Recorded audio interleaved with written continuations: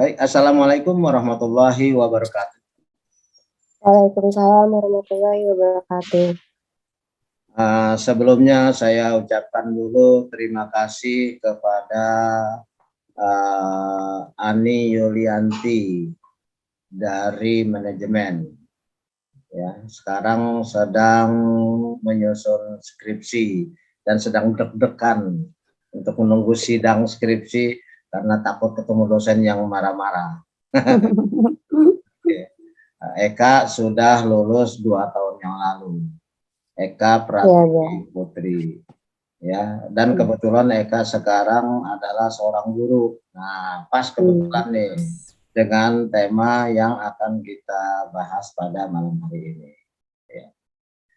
Baik, jadi sebenarnya backgroundnya kenapa saya mengambil tema ini adalah karena ya. Oke, sebelumnya sebenarnya saya ngundangnya ada berapa orang nih? Biasanya saya 2 laki-laki, 2 perempuan. Kemarin itu yang sudah oke 3 perempuan dan 1 laki-laki dapatnya. Karena alumni agak susah ini karena udah pada sibuk ya. Jadi Iya, sibuk kerja.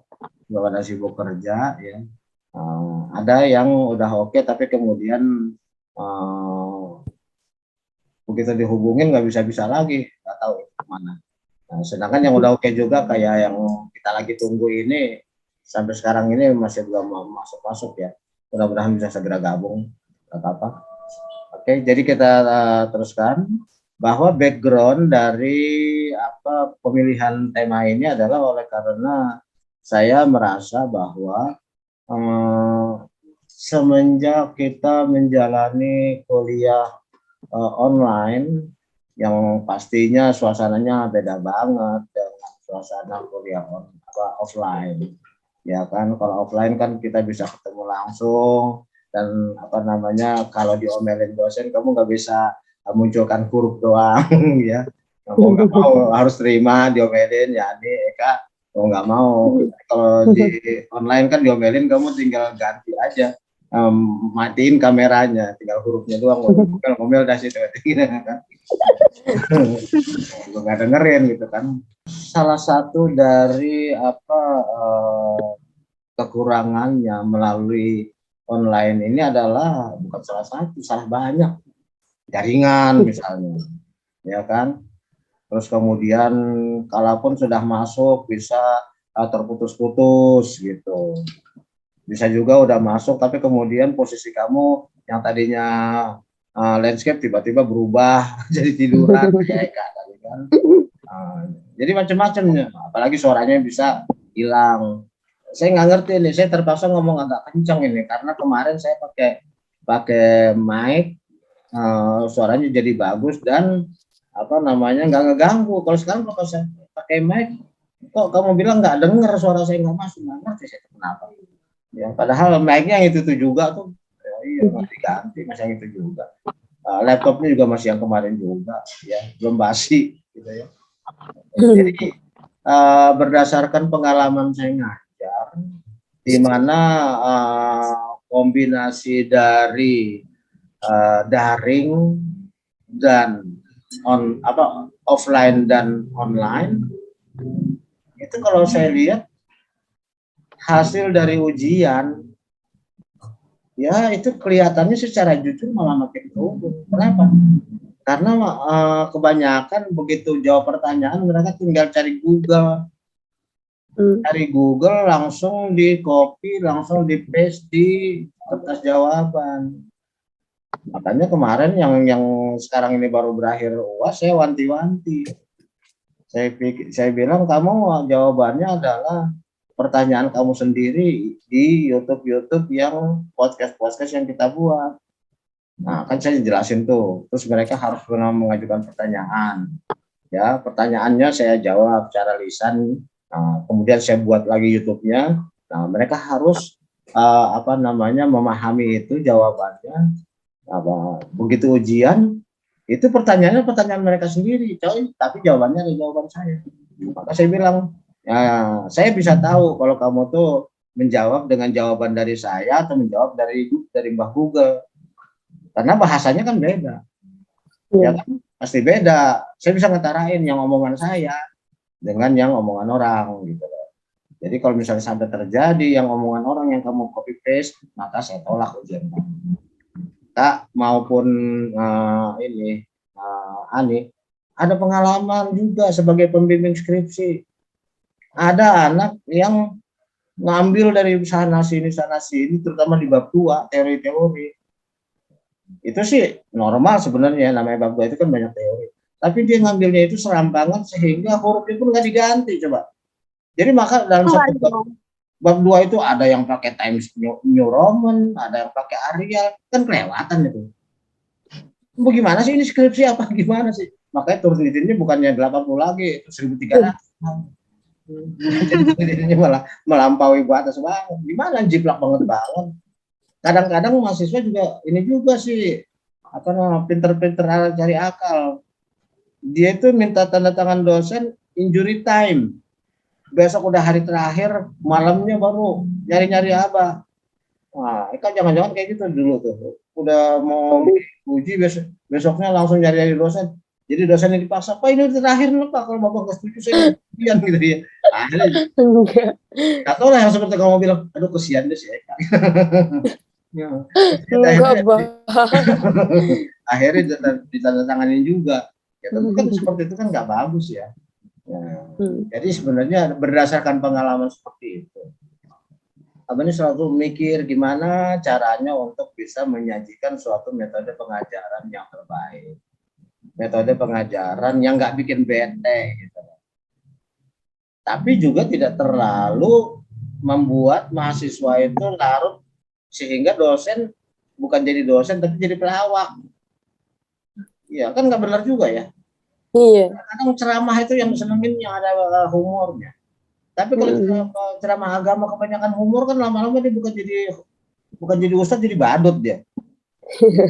Iya kan, jadi dia disenanginnya bukan karena materi, tapi karena banyak lawakannya. Iya, jadi nasihatnya malah nggak masuk, tapi leluconnya yang masuk yang diingat. Nah, tentu dosen nggak boleh kayak gitu. Kalau istilahnya kalau ceramah agama di dalam suatu acara kan cuma saat itu. Tapi kalau di kuliah kan akan diingat seumur hidup, jadi teori-teori dasar yang akan membimbing dia dalam bertindak. Ya kan nggak mungkin. Makanya saya pengen combine. Bagaimana nih? Saya pengen dapat masukan dari teman-teman, ya dari yang maupun alumni maupun yang semester akhir ini.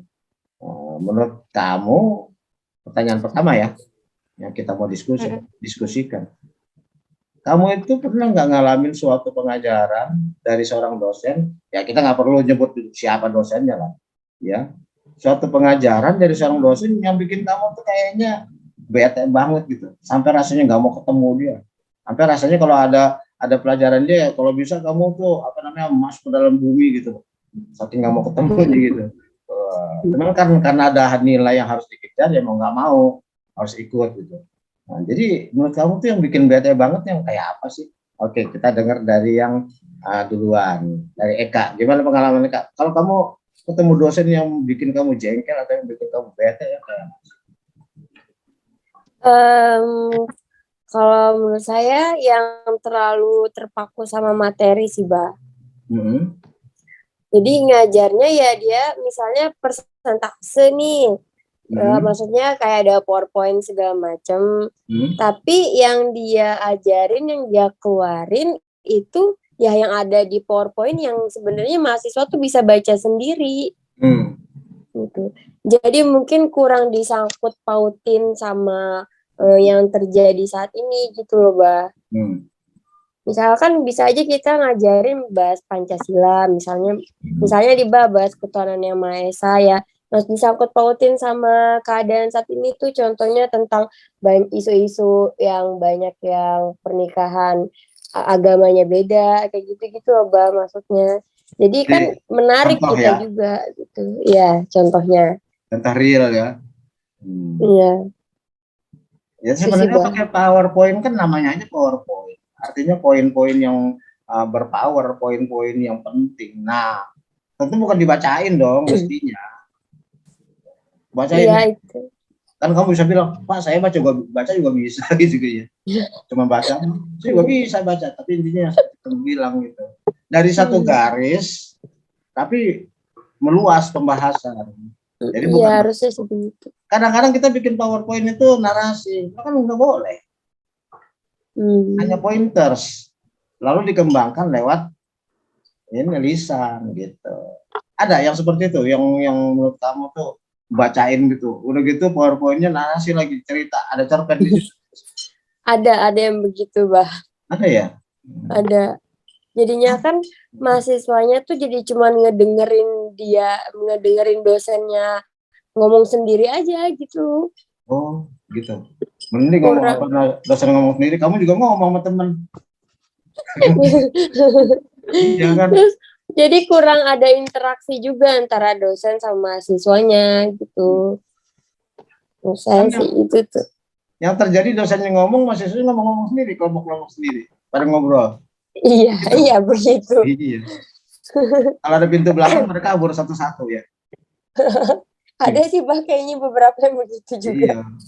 Udah gitu dosennya nunduk aja ya, begitu dia angkat muka, mahasiswa udah nggak ada ya. Tinggal sedikit. Oke, coba Ani gimana pengalaman? Pernah nggak kamu ketemu dosen yang bikin pengajarannya nggak menyenangkan? Pernah. Gimana?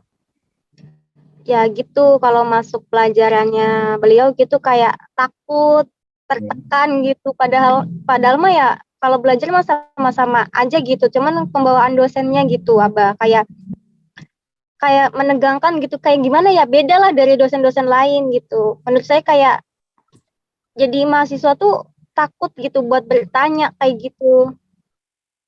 Galak ya? Pernah kayak iya kayak gitu. Jangan-jangan Padahal Abah maksudnya itu? mungkin enggak, Abah enggak kayak gitu banget, enggak, masih ada yang lebih gitu sih. Enggak ada sebab marah-marah gitu? Kayak gitu. Apa Terus yang juga biasanya kalau dimarahin? ngejelasin, kalau dimarahin sebabnya karena apa? Iya. Biasanya sih kalau misalnya karena sinyal aja, sinyal dipermasalahin gitu, disangkanya kita kabur apa kayak gimana gitu. Padahal memang sinyal benar-benar sinyal gitu, Bah. Udah gitu kita masuk lagi juga izin gitu. Permasalahannya karena ada ini gitu, makanya kita kayak gini gitu. Tapi dosennya ini tuh nganggapnya beda gitu, disangkanya kita kabur, nggak mau belajar materi dia gitu. Boleh masuk itu lagi? Sih, jadi iya pada masuk lagi, cuman ya gitu diomelinya dari awal sampai akhir, sampai besoknya kayak gitu. Oh itu berarti daring ya? Eka kalau waktu masih offline, gimana tuh ketemu dosen yang begitu? Mungkin nggak kamu pegang jidatnya, Pak, panas Pak.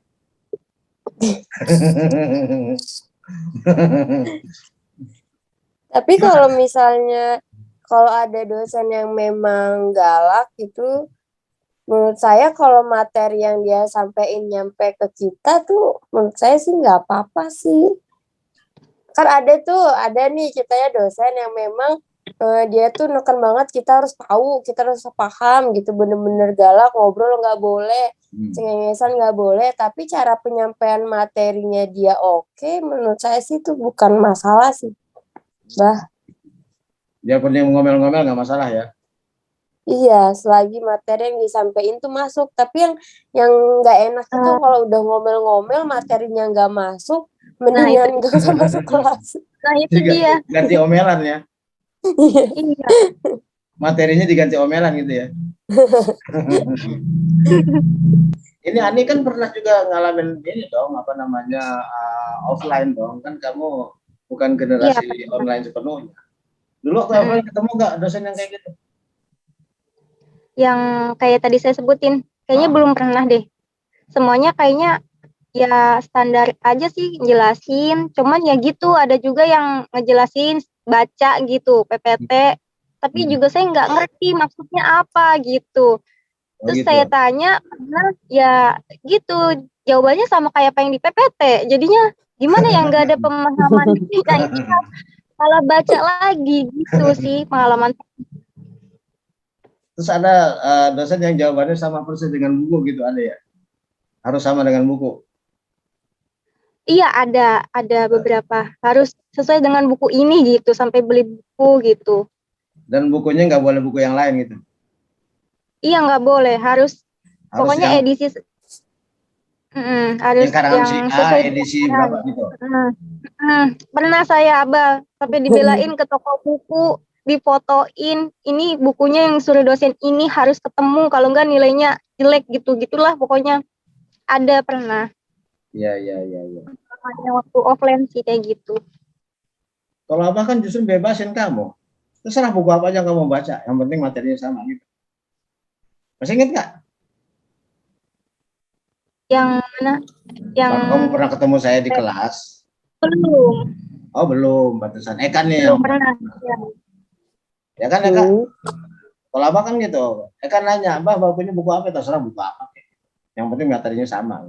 Justru kalau kamu bisa menunjukkan perbedaan antara Abah dengan buku, penjelasannya, ya kamu harus jelasin bedanya apa. Kamu tanyain, jangan buku itu kemudian kamu beli, kamu jadiin batal, nggak dibaca, sama aja bohong. Gitu. Maksudnya kan supaya apa ya?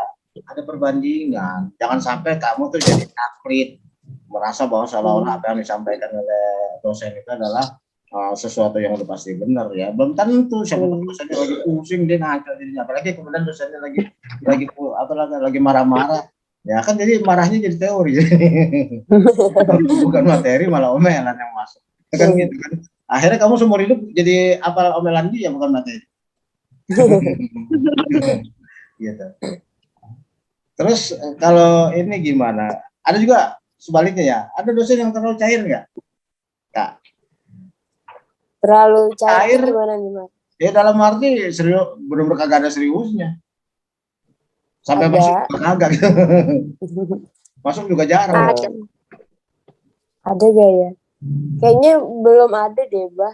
Belum ada. Rajin-rajin dosen semuanya. Ya. Iya. Kalau Ani gimana? Ada.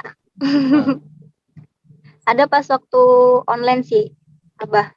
Ada yang kayak gitu, nggak pernah masuk, nggak pernah daring, tapi ngasih tugas kayak gitu. Ngasih tugas aja gitu? Ngasih tugas kayak gitu. Tugasnya apa? Tugasnya kayak dia dari buku, cuman apa namanya kayak ngeringkas gitu. Tugasnya kayak gitu, misalkan dari bab 1, 2, 3 kamu ringkas gitu, nanti kirim pas mau UTS kayak gitu. Tapi hari-harinya ngajar nggak? Enggak. Terus kamu dapat apa? Bukunya cuma satu lagi? Saya juga bingung, Abah. Iya, terus juga dia disuruh beli buku juga. Bukunya karangan dia bukan? Enggak, bukan. Kalau karangan dia berarti kan itu apa namanya, ada pembenarannya ya. Tapi kalau karangan online berarti kan endorse itu. Berarti endorse tuh karangan orang lain. Ya memang modelnya. Tapi kalau yang terlalu cair banget tuh, yang santai, yang banyak ketawanya. Tapi karena terlalu cair justru kayak Abang bilang tadi, ibarat seorang khotib, khotib nggak mungkin lah penceramah. Khotib mah nggak boleh nggak serius. Ya penceramah biasa gitu, saking banyaknya humor malah orang jadi ingatnya humornya, bukan tausiahnya. Sama dosen terlalu banyak humornya, akibatnya kamu ingat malah humornya bukan materi. Ada nggak, Kak, yang banyak humor? Pencet nggak ada sih, Bah. Nggak ada ya? Maksudnya balance, nggak ada yang terlalu banyak humor, malah kebanyakan yang lebih ke materi sih ketimbang humor banget. Ada nggak humor yang pernah disampaikan kamu ingat sampai sekarang? Cerita apa gitu dari dosen? Gimana, Bah? Ya kan ada dosen yang mungkin satu kali dia suka menyeling antara yang serius dengan yang santai gitu ya. Nah kemudian santai itu kebetulan kamu mengena gitu, sampai akhirnya kamu ingat sampai sekarang. Ada nggak humornya itu apaan? Aduh, udah lupa, Bah. Udah lupa ya? Aduh, udah kebanyakan pikiran jadi udah lupa. Belum punya anak, apalagi udah punya anak 4. Udah lupa. Terus kemudian gimana kalau Ani? Ada nggak? Nggak ada sih, Abah. Kayaknya balance deh antara ngajar serius sama selingan humor tuh kayaknya seimbang gitu. Banyak seriusnya sih. Banyak serius ya? Paling serius yang kamu sampai sekarang ingat, pengalaman apa? Apa ya? Yang sampai kamu selalu terbayang-bayang di mata gitu. Kayaknya semuanya serius deh. Semuanya Dosennya. serius. Keren semua gitu, angker semua gitu. Enggak, maksudnya ngajarnya ya gitu. Maksudnya ya standar lah dosen pada umumnya gitu. Iya, iya, iya. Berarti sekarang pertanyaannya adalah, menurut kamu yang lebih gampang masuk itu yang mana? Yang serius tanpa humor, atau balance antara serius dan humor, atau lebih banyak humor yang pengajarannya lebih masuk? Ini penting nih buat Eka nih, Eka kan guru nih, jadi biar Eka juga tahu bagaimana berhadapan dengan murid. Apalagi SMK juga kan anak sedang badung-badung itu, ya kak? Iya, iya STM lagi. Apalagi guru yang cakep lagi digodain mulu udah. Iya. Gimana tuh? Yang mana yang lebih menurut kamu lebih masuk? Lebih efektif? Yang serius, yang balance, atau yang cair? Eka dulu. Siapa dulu nih? Oh, oke. Kalau menurut saya sih yang pastinya yang balance, cuman yang humornya itu masih berkaitan sama materi gitu loh, Mbak. Menurut saya sih itu. Karena kalau terlalu humor ya tadi Abah bilang, lupa materinya apa. Jadi nanti sepanjang misalnya 2 jam pelajaran yang disebutin tuh cuma humornya aja, materinya kita kelupaan. Jangan kan gitu, yang serius, yang materi aja juga kita bisa lupa kalau penyampaiannya juga kurang ada humornya. Jadi menurut saya sih itu yang balance, tapi balance humornya juga. Jangan humor yang kemana-mana ke jauh-jauh gitu, tapi yang masih berkaitan sama apa yang lagi apa yang lagi dijelasin gitu. Ya. Artinya kalau terlalu banyak humor juga nggak bagus ya, tapi serius juga nggak bagus. Pengalaman kamu jadi guru gimana? Kamu tuh berhadapan dengan anak SMA. Kalau waktu kuliah kamu digodain dosen, ya kalau kuliah kamu digodain anak murid. Kalau ngajar, gimana? Karena kan ngajarnya itu kan kebanyakan anak-anak STM ya, jadi sekolah perempuan sama laki-laki itu kan nggak balance, emang kebanyakan laki-laki. Yeah.